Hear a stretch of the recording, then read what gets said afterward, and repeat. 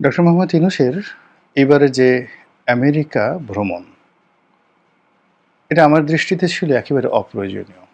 এটা যাওয়ারই দরকার ছিল না।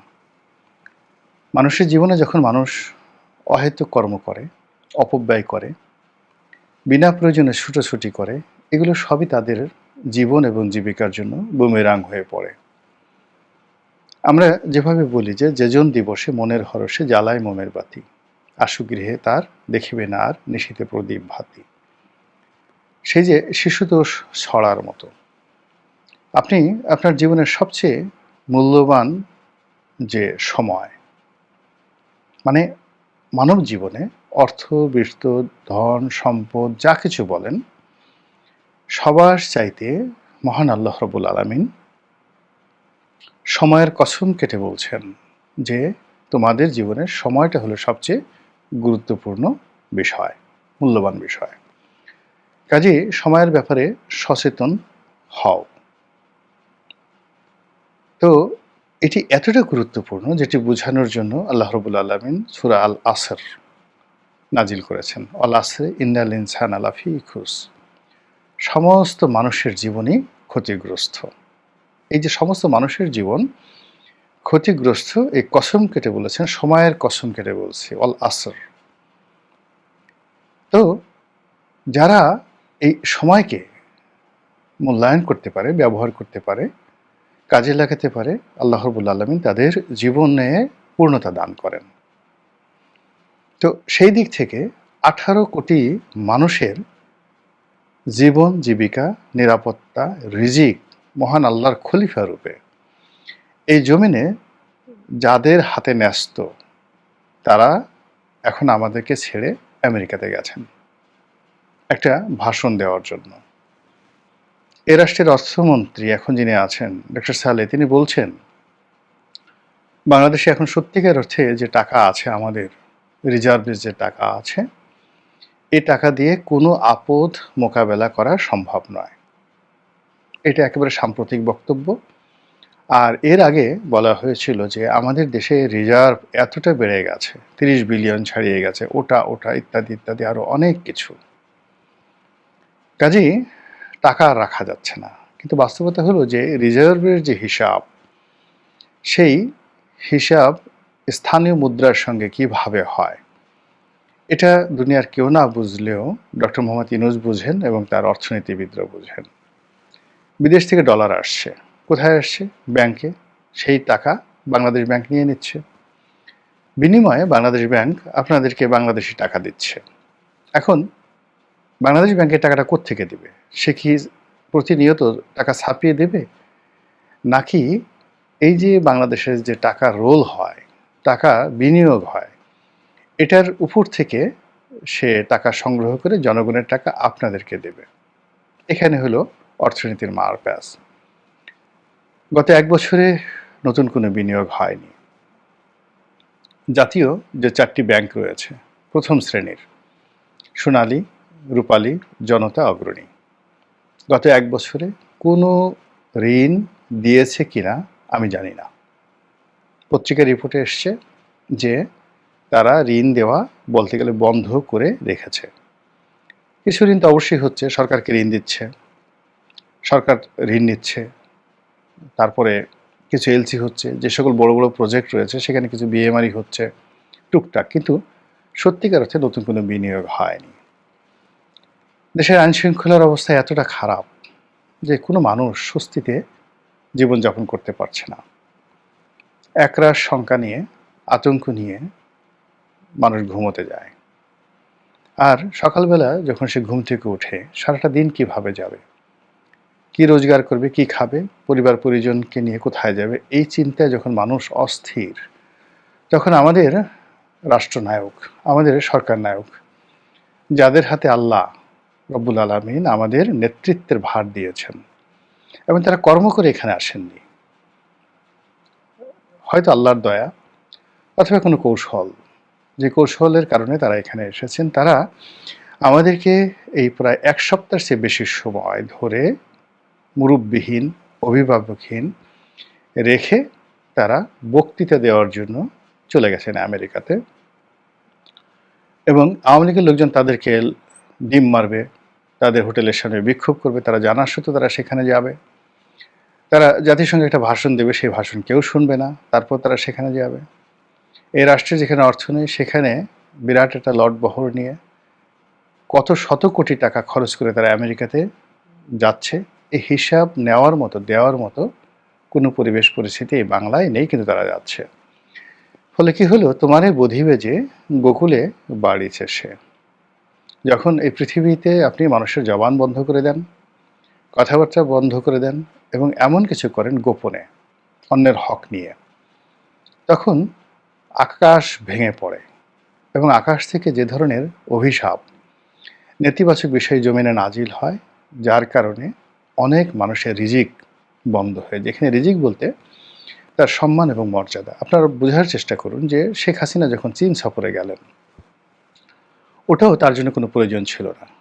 তিনি 1 মাস 2 মাস 3 মাস পর অস্থির হয়ে যেতেন, কোথাও একটা তাকে যেতে হবে, একটা পুরস্কার আনতে হবে, এক জায়গায় একটা ভাষণ দিতে হবে, তারপরে বিদেশ থেকে এসে ঘুরে এসে তার সরকারের ফিরিস্তি সাংবাদিকদের সাথে বর্ণনা করতে হবে।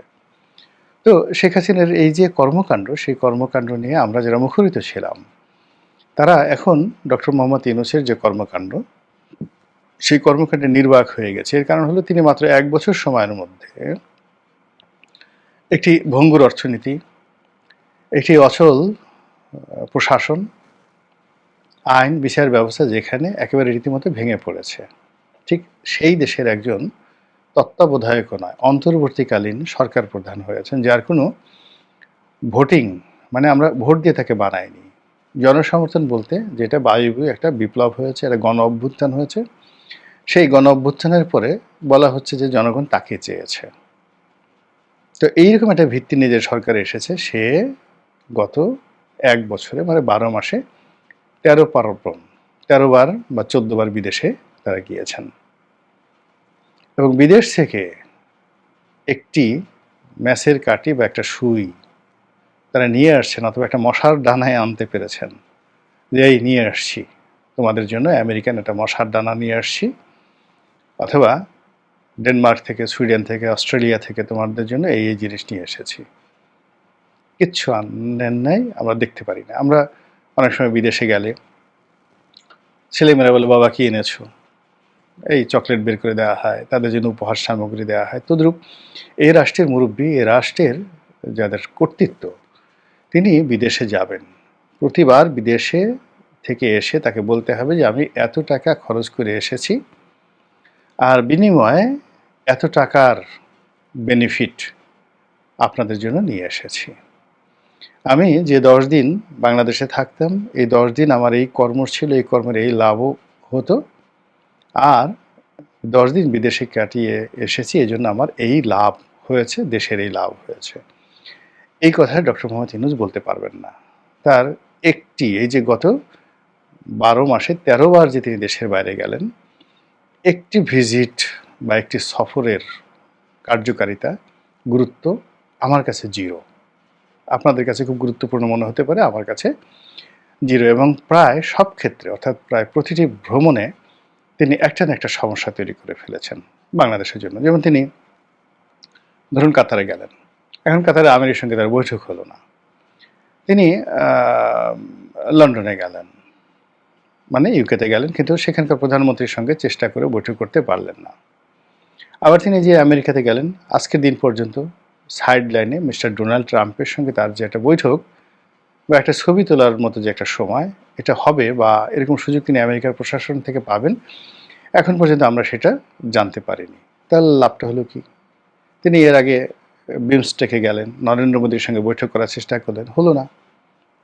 নরেন্দ্র মোদী পাত্তাই দিলেন না।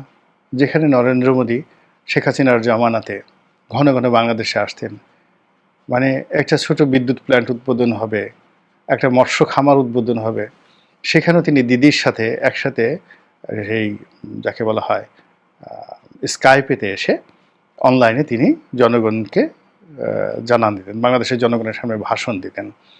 তো এই নরেন্দ্র মোদী অলনে ছাড়েন এতটা বিরূপ হয়ে গেলেন কেন? ডক্টর মোহাম্মদ ইউনূসের মতো একজন বিশ্ববিখ্যাত ব্যক্তির সঙ্গে কেন এরকম আচরণ করলেন? এখানে আমি যেটা মনে করি যে রাষ্ট্র পরিচালনা, নিজের মর্যাদা রক্ষা করা, একটা জাতিকে রিপ্রেজেন্ট করার জন্য যে দূরদর্শিতা দরকার সেটা উনি প্রথম দিন থেকে প্রদর্শন করতে পারেননি। এর ফলে কি হলো, তাকে নিয়ে যে একটা মিথ ছিল, ম্যাথোলজি ছিল, জনগণের একটা এক্সপেকটেশন ছিল, এটা আপনারা লক্ষ্য করছেন ডে বাই ডে কমতে কমতে এখন তলানিতে পৌঁছে গেছে।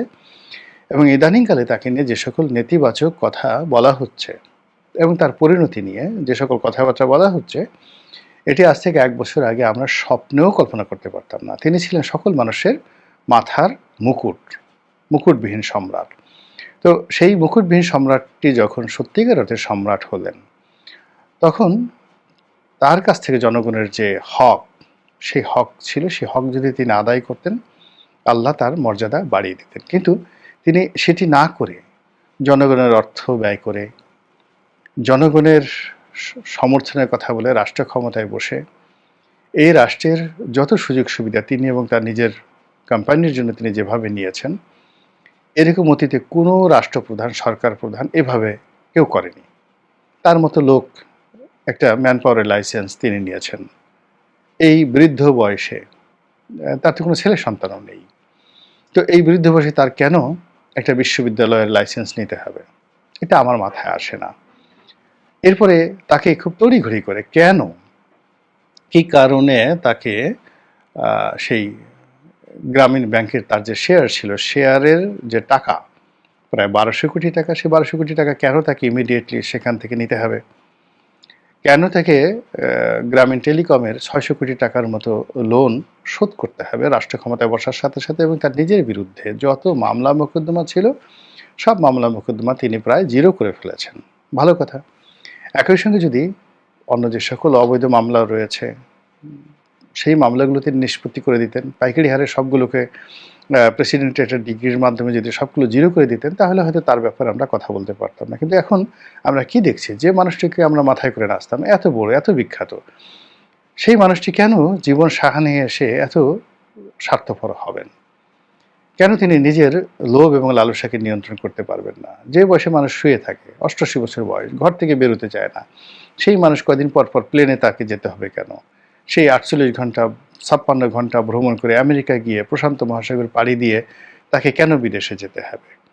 এখানে তো সুস্থ মানুষও গেলে অসুস্থ হয়ে যায়। এই যে এটা একটা মনোরোগ, এক ধরনের রোগ। যখন এই কাজগুলো, বাহুল্য কাজগুলো মানুষ করতে থাকে, তার নিত্যনৈমিত্তিক দৈনন্দিন যে রেগুলার কর্মকাণ্ড রয়েছে, এই কর্মকাণ্ড বাদ দিয়ে যখন মানুষ তার এই মূল্যবান সময়কে বাহুল্যময় কাজে ব্যয় করেন, তখনই তার রিজিক বন্ধ হয়ে যায়, তার সম্মান নষ্ট হয়ে যায় এবং তার ব্যক্তিগত জীবনের দুর্ভোগ এবং দুর্দশা শুরু হয়। এবং এই যে দুর্ভোগ এবং দুর্দশা, এটা সকলের ক্ষেত্রে, ডক্টর মোহাম্মদ ইউনূস থেকে শুরু করে যারাই এই সময়ের অপচয় করে, যেভাবে আল্লাহ রাব্বুল আলামিন বলেছেন, আল আসরি ইন্নাল ইনসানা লাফি খুসর, সকল মানুষের জীবন ক্ষতিগ্রস্ত যারা এই সময়কে ব্যবহার করতে না পারে। তো এখন যে বর্তমান সময়, সামনে নির্বাচন আসবে, এখন অর্থনৈতিক অবস্থা ভালো না, এখানে ওনার উপস্থিতিটাই মানুষের মনে সাহস সঞ্চয় করবে। অথবা তিনি এখানে বসে থাকলে বা এখানে তিনি অফিস করলে, ইভেন তিনি যদি তার যাওয়ার পরিবর্তে তার প্রেস সচিব ডক্টর শফিককে, না উনি ডক্টর না, প্রেস সচিব শফিকুল আলম যিনি আছেন, তাকে যদি পাঠাতেন, যাও তুমি জাতিসংঘে ভাষণ দিয়ে আসো, বলেন তো কি এমন অশুদ্ধ হতো? আর উনি ভাষণ দেওয়ার ফলে এমন কি জাতিসংঘের কি এমন উপকার হয়ে যাবে, বিশ্বের এমন কি উপকার হয়ে যাবে, আমাদের এমন কি উপকার হয়ে যাবে? কাজেই যখন তার মতো মানুষ সদল বলে এই যে অপ্রয়োজনীয় কাজকর্মগুলো করছেন, সঙ্গত কারণে বলা যায় যে তিনি এইবারে যে ফিরে আসবেন, তার অন্য সময় ফিরে আসার চাইতে এবারে ফিরে আসাটা করুণ হবে, এইবারে ফিরে আসাটা হতাশাব্যঞ্জক হবে। এবং আমরা যারা তাকে নিয়ে বড় বড় আশা করেছিলাম, তিনি নিশ্চিতই আমাদের মধ্যে এরকম একটা হতাশার পরিবেশ তৈরি করবেন, যেটা আসমান থেকে আসবে, আমরা কল্পনাও করতে পারছি না। মহান আল্লাহ আমাদের সবাইকে হেদায়েত দান করুন এবং হেফাজত করুন। আসসালামু আলাইকুম ওয়া রাহমাতুল্লাহি ওয়া বারাকাতুহু।